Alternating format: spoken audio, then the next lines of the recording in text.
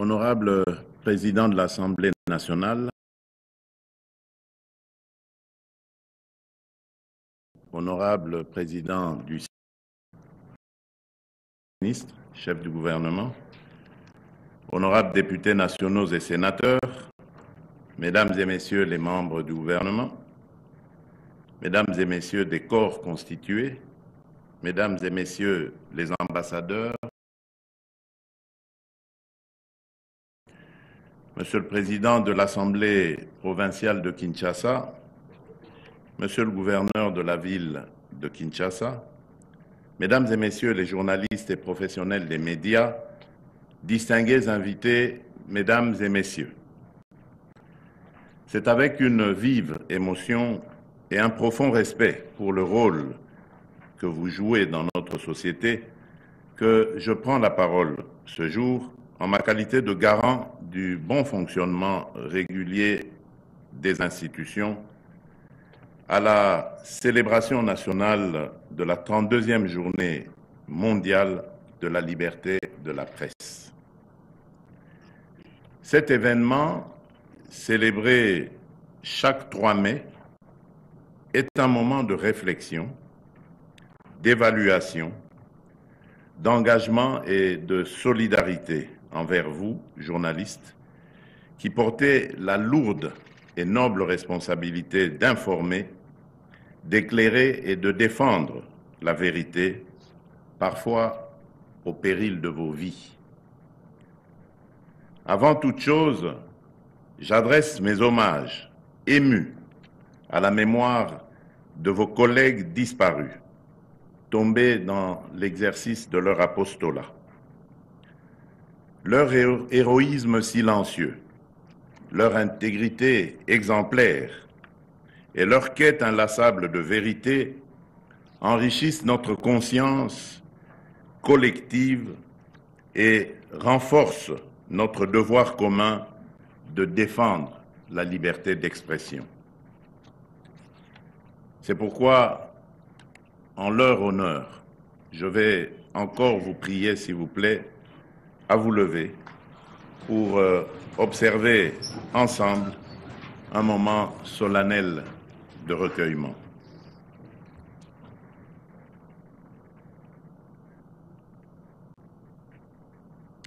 Je vous remercie.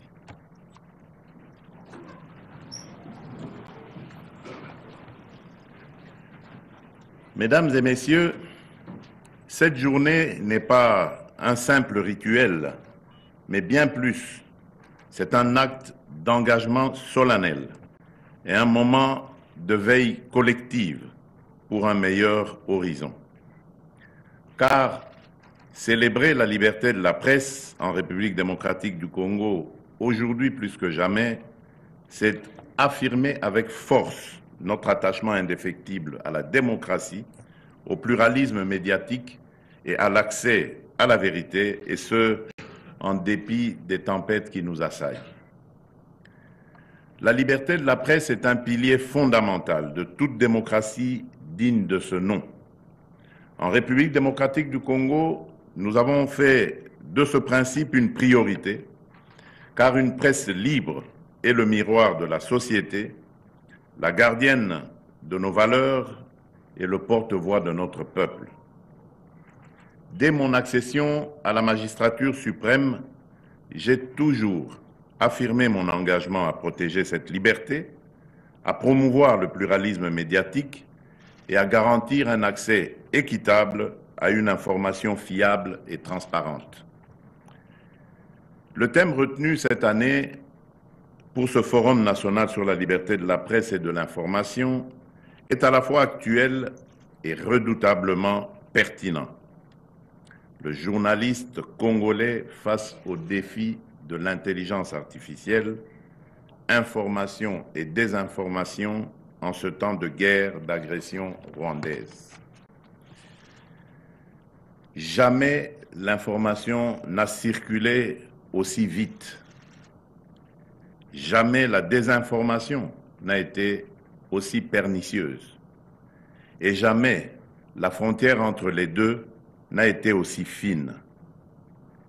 Alors que notre pays fait face à une agression extérieure brutale qui viole notre souveraineté, il doit simultanément faire face à une autre guerre, plus insidieuse, celle de la manipulation, de la propagande et du brouillage de la vérité.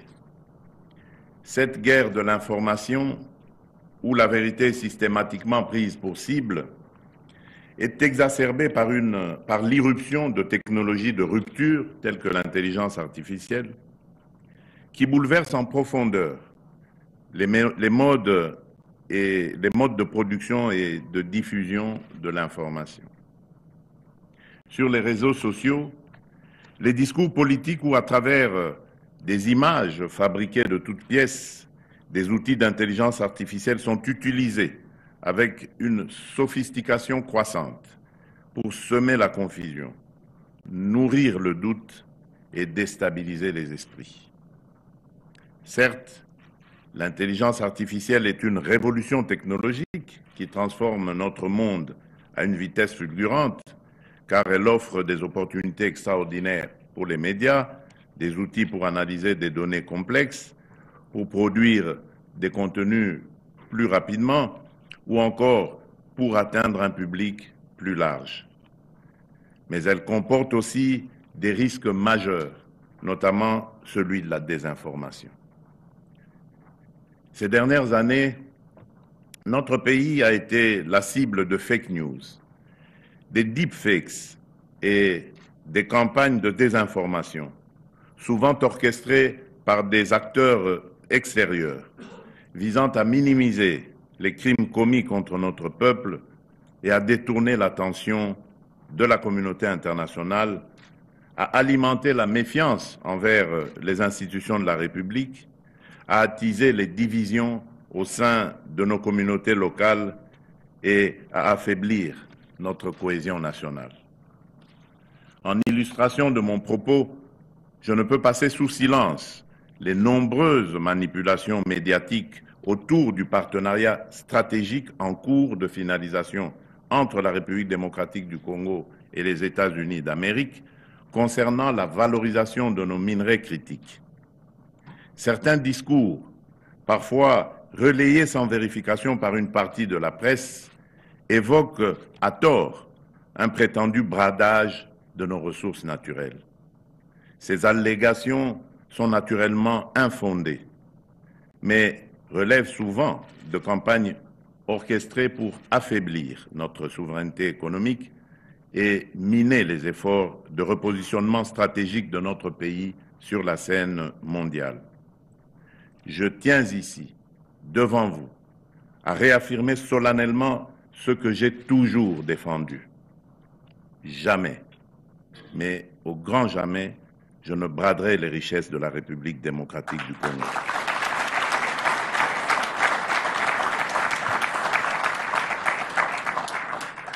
J'en ai fait le serment devant la nation et je m'y tiendrai jusqu'au bout. J'en appelle donc à la conscience des journalistes. Dans un contexte aussi sensible, votre responsabilité est immense. Veillez à toujours croiser vos sources, à vous rapprocher des canaux officiels d'information et à ne jamais vous faire, même involontairement, les relais des ennemis de la patrie. La liberté d'informer est sacrée, mais elle exige plus que jamais rigueur, éthique et loyauté envers la vérité et l'intérêt supérieur de notre peuple.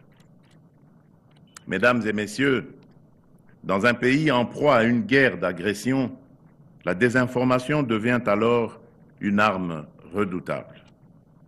Face à cela, que peut faire le journaliste congolais? Il peut résister, il peut enquêter, il peut rétablir la vérité. Il peut rappeler aux Congolais que la dignité d'un peuple commence par la maîtrise de son histoire, par la souveraineté de sa parole et par la défense de ses intérêts vitaux. En ces temps de guerre, la liberté de la presse ne peut être dissociée du devoir de responsabilité patriotique. Elle appelle chaque journaliste à faire le choix conscient d'une information qui contribue à la défense de la patrie. Il ne s'agit nullement de travestir la vérité, ni d'imposer une pensée unique, mais d'un engagement lucide et éthique à rapporter les faits, rien que les faits, dans le respect strict de votre code d'éthique et de déontologie professionnelle. Chers journalistes, face aux défis auxquels notre nation est confrontée, votre rôle est plus crucial que jamais. Vous êtes les gardiens de la démocratie, les sentinelles de la vérité. Ceux qui, par leur rigueur et leur éthique, peuvent contrer ces vagues de désinformation. Vous êtes surtout les gardiens d'un espoir, celui d'un Congo libre, informé et debout. À vous, je lance aujourd'hui un appel solennel. Soyez les gardiens de notre mémoire collective. Dans les jours sombres, c'est votre plume, votre micro, votre image qui peuvent ouvrir les chemins de la lumière. Documentez les faits, donnez la parole aux victimes et refusez de céder à la peur ou à la manipulation. À cet égard, je salue particulièrement les efforts de ceux d'entre vous qui, malgré les risques, continuent de rapporter la vérité depuis le front et les zones sous occupation ennemie.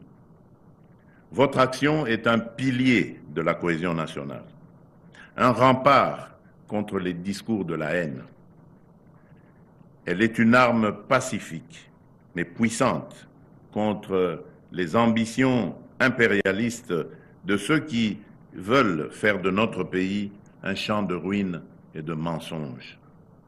La nation se dressera toujours aux côtés de ces journalistes intègres, de ces médias responsables et de toutes celles et ceux qui refusent que la vérité soit mise à genoux.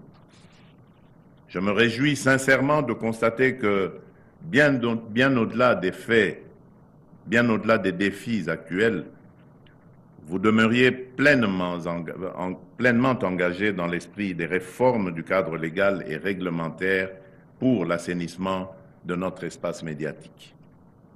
Dans cette dynamique, je salue d'une part l'élection d'un nouveau comité dirigeant à la tête de l'Union nationale de la presse du Congo, l'UNPC, appelé désormais à jouer un rôle déterminant dans la restauration de l'ordre et de la rigueur professionnelle au sein du secteur des médias.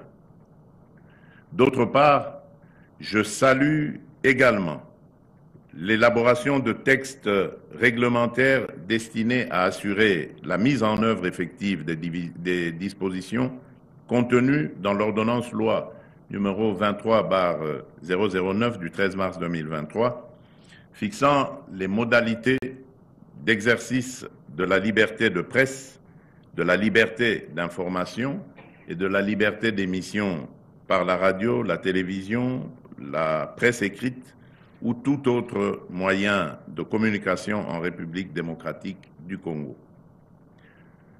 Parmi les avancées majeures introduites par cette ordonnance loi, je tiens à mettre en exergue la clarification de la définition du journaliste professionnel et de l'entreprise de presse, la reconnaissance officielle des médias en ligne, communautaires et associatifs, le renforcement des pouvoirs du Conseil supérieur de l'audiovisuel et de la communication, ainsi que la reconnaissance légale de l'Union de la presse du Congo, l'Union nationale de la presse du Congo, l'instauration d'un régime de sécurité sociale pour les journalistes et la mise en place de mesures de soutien à la viabilité économique des médias, conditions essentielles pour garantir leur indépendance.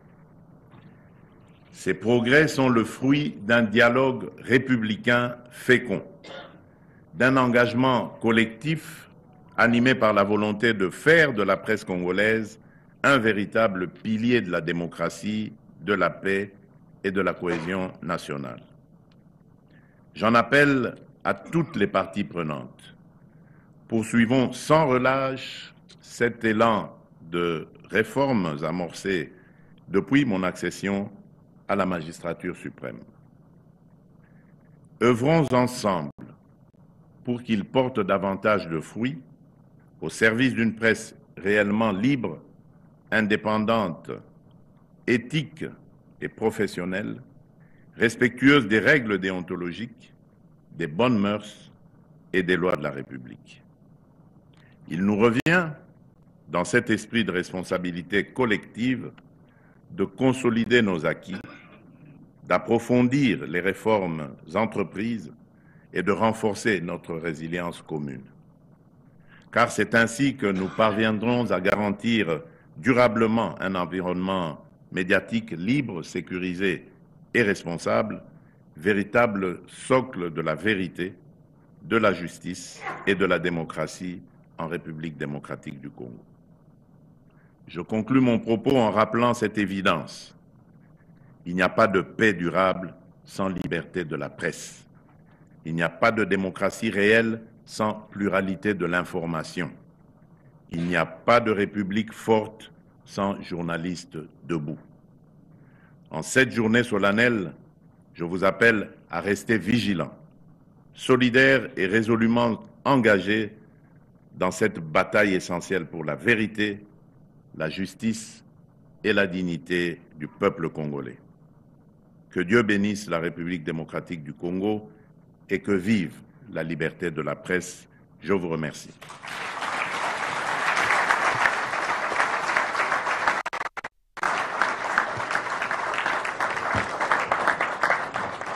Ainsi prend fin la cérémonie de ce jour. Nous prions l'assistance de bien vouloir se lever.